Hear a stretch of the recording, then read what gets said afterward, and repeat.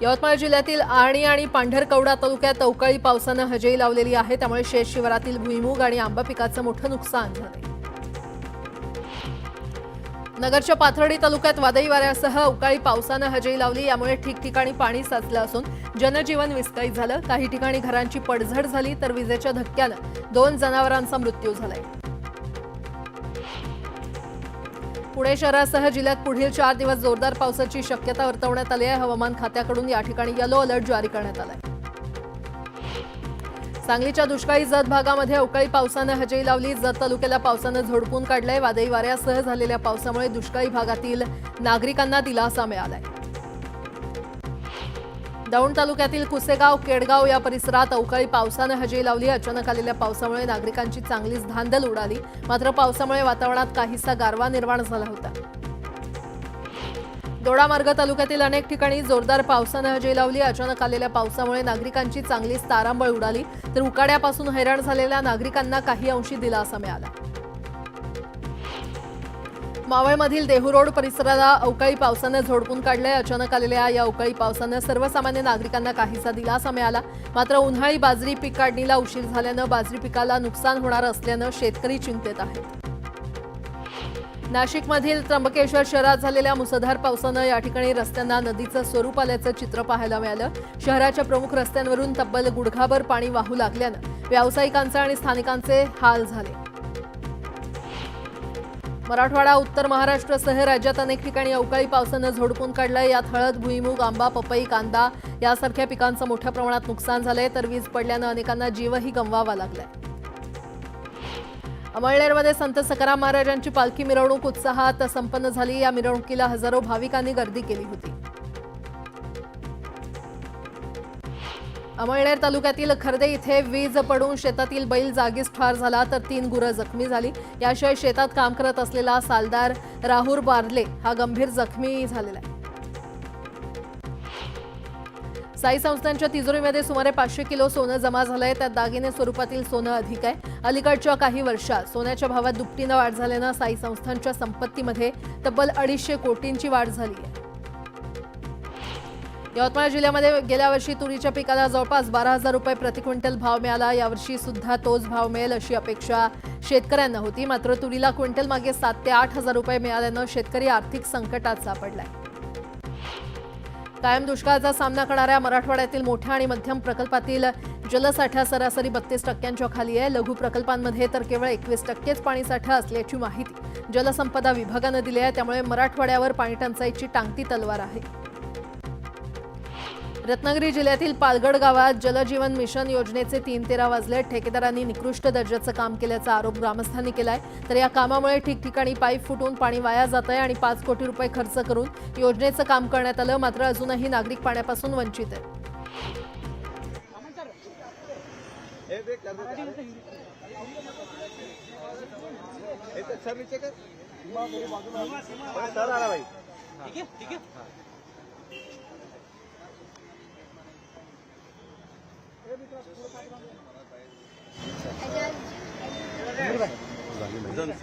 संदीपजी देखील माझ्यासोबत आहेत। आम्ही दोघेही एकत्र परत तुम्हाला जास्त प्रश्न विचारायला लागू नयेत म्हणून दोघेही एकत्र तुम्हाला उत्तर देतोय। सकाळी या भागा परिसरामध्ये मी माझ्या काही डिपार्टमेंटच्या कामानिमित्त आलो होतो। मी स्वतः साहेबांना फोन केला की साहेब जर आपण असाल तर मी चहा प्यायला येतो आणि मी चहा प्यायला म्हणून आलो। राजसाहेबांबरोबर गप्पा मारल्यानंतर काही विषय कळतात, काही मुंबईच्या विकासासंदर्भात चर्चा होते आणि ती काही विकासासंदर्भातली चर्चा झाली। आता त्याच्यामध्ये कशा पद्धतीनं पुढे जायचं, काय जायचं याच्या संदर्भातच चर्चा झाली। बाकी कुठची तुमच्या मनामध्ये जी राजकीय चर्चा झाली असेल म्हणून शंका आहे ती कसलीही चर्चा झाली नाही। अतिशय चांगल्या पद्धतीचा चहा प्यालो, खिचडी खाल्ली आणि निघालो। तुमची तिसरी भेट आहे। मुंबई संदर्भात अनेक महत्त्वाच्या गोष्टी राज ठाकरे यांना भेटल्यानंतर कळतात। मुंबई महानगरपालिकेसाठीची नांदी या निमित्तानं होऊ शकते का? कारण त्यांचे विचार जर आपण घेऊ शकतो तर निश्चितच युती संदर्भात मुंबई महानगरपालिकेबाबत जर चर्चा झाली असती तर मुंबई महानगरपालिकेबाबत चर्चा झाली असं जाहीरपणाने सांगायला काहीच हरकत नाही। मी स्वतः या परिसरातनं जात असताना एक नेते म्हणून मी राजसाहेबांशी बोललो। राजसाहेबांनी सांगितलं चाल आहे आणि म्हणून सांगितलं की नाश्त्याचा मेनू देखील काय होता चहा घेतला आणि खिचडी खाल्ली आणि निघालो. राजकारणाला सोबत घेण्यासंदर्भात पक्ष किती प्रमुख महायुतीचं काही मानस आहे का किंवा महायुतीच्या नेत्यांचे मध्यंतरी असं झालं होतं की मंचाध्यक्ष राज ठाकरेंनी महायुतीत यावं वगैरे. माझी चौथी भेट आहे, तिसरी पण नाही, चौथी भेट आहे. पण त्याचं उत्तर पहिलं जे मी दिलेलं आहे तेच उत्तर ह्या प्रश्नाचं उत्तर आहे. आगामी दिवसात काही वेगळे समीकरण एकीकडे त्याचं उद्धव पण ठाकरे उत्तर आणि तेच आहे. एकत्रित अशी चर्चा आहे, त्यामुळे या अनुषंगाने तुमची भेटीमध्ये यावर काही चर्चा होते का? नाही, त्याचं पण उत्तर तेच आहे ना. मग इतर विषयांमध्ये राजकारणात आधीच ऑलरेडी खिचडी झालेली आहे तर तुम्ही देखील या ठिकाणी खिचडी खायला सुरुवात केलेला आहे. या खिचडीतून काही नवनिर्माण होण्याची शक्यता वाटते का तुम्हाला? एक लक्षात ठेवा, राजकीय खिचडी हा प्रश्न फारच मोठा आहे, तो वेगळा आहे. परंतु आज खरी खिचडी खायला मी आलो होतो, त्याच्यामुळं बाकीच्या राजकीय खिचडीची चर्चा करायची काही आवश्यकताच नाही.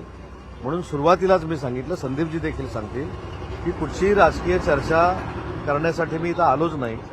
उलट साहेबांना देखील, राजसाहेबांना देखील वेळ होता थोडा, त्या परिसरातनं मी चाललो होतो, त्यांना भेटण्यासाठी आलो, त्यांची भेट घेतली आणि आता निघालो. इतर विषयांमध्ये महाराष्ट्राच्या राजकारणात अराजकीय बैठका आता सुरू झाल्यात का असं मला वाटतं. नाही, मला असं वाटतं की राजकारणाच्या पलीकडेचे देखील संबंध असतात. फक्त एखाद्याची भेट झाली म्हणजे उद्या संदीपजी आणि मी चालताना जरी भेटलो तरी आम्ही युती संदर्भात भेटलो अशी चर्चा होते, हे चुकीचं आहे. मला असं वाटतं की आपल्याला देखील मला विनंती करायची आहे की काही भेटींकडे हे आपण देखील अराजकीय बघितलं पाहिजे आणि आजची भेट ही अराजकीय होती. आता मी इथनं एकनाथ शिंदे साहेबांना भेटायला जाणार आहे, मुक्तागिरीवर जाणार आहे. तुम्ही परत असं ग्रह करून घेणार की आता मी इथं जे काय बोललोय राजसाहेबांबरोबर ते मी आता मेसेज घेऊन मुक्तागिरीला शिंदे साहेबांकडे चाललेलो आहे, असं काही झालेलं नाही. या परिसरामध्ये होतो, साहेबांची वेळ घेतली, आलो, चहा घेतला आणि निघालो. इतर विषयांमध्ये तुम्ही असं म्हटलं की इतर विषय झालेले आहेत, इतर विषयांमध्ये ज्या पद्धतीनं भारत पाकिस्तानचा हा युद्धाचा मुद्दा होता, या बाबतीत काही बोललात किंवा राज ठाकरे त्यांचे काही विचार ठेवले या बाबतीत? नाही, नक्कीच सगळ्या राजकीय सोडून नक्कीच सगळ्या गोष्टींवर नक्की चर्चा झाली. सगळ्याच चर्चा झालेल्या सांगायच्या नसतात. मुद्दा असा आहे की राजकीय गोष्टी आणि अराजकीय गोष्टी, ज्याचा उल्लेख मगाशी तुम्ही केला, आज ज्या सगळ्या गोष्टी झाल्या त्या अराजकीय झाल्या आणि ज्यावेळी खऱ्या अर्थानं राजकीय करायचे असतील आणि राजकीय करण्यासंदर्भामध्ये शिंदे साहेबांचा निरोप घेऊन किंवा राजसाहेबांचा निरोप घेऊन मी शिंदे साहेबांकडे जाईन, त्यावेळी अख्खी मोठी प्रेस कॉन्फरन्स मी आणि संदीपजी घेऊन सांगू ना आम्ही. एकंदरीत या तणावावरती काय म्हणतात ते या पक्षाचा एकही आमदार नाही उद्धव ठाकरे त्या यांची ठिकाणी साथ सोडलेली आहे, काय झिजवायचं काम सांगाल? एक करतात मिनिट. ते. काय केलं?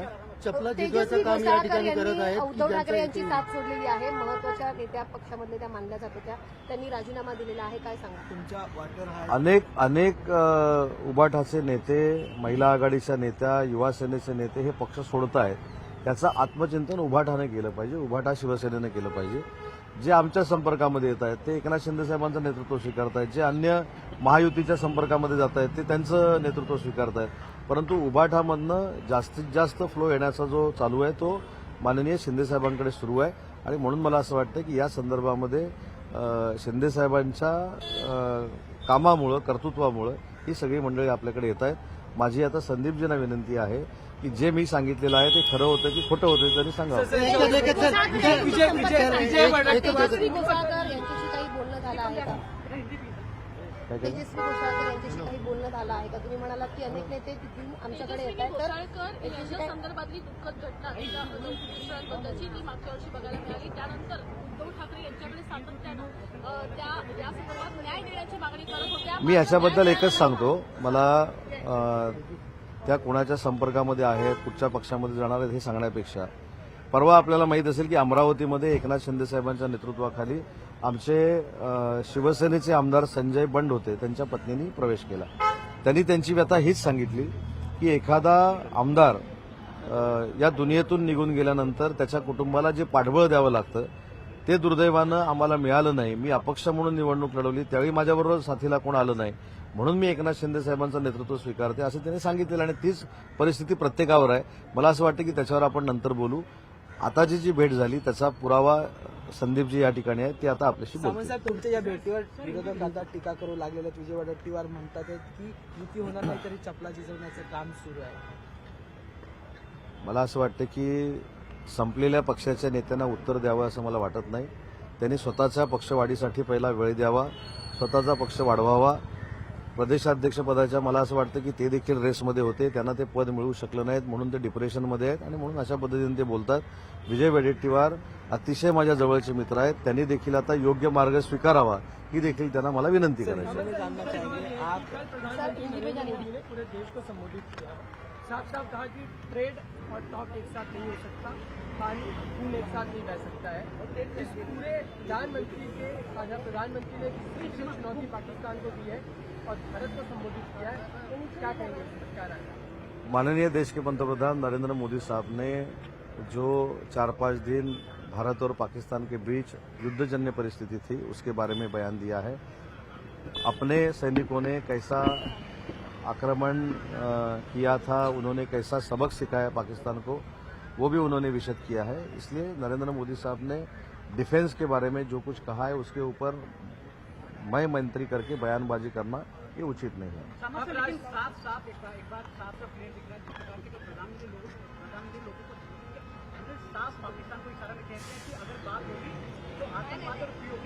तो अच्छी बात है ना।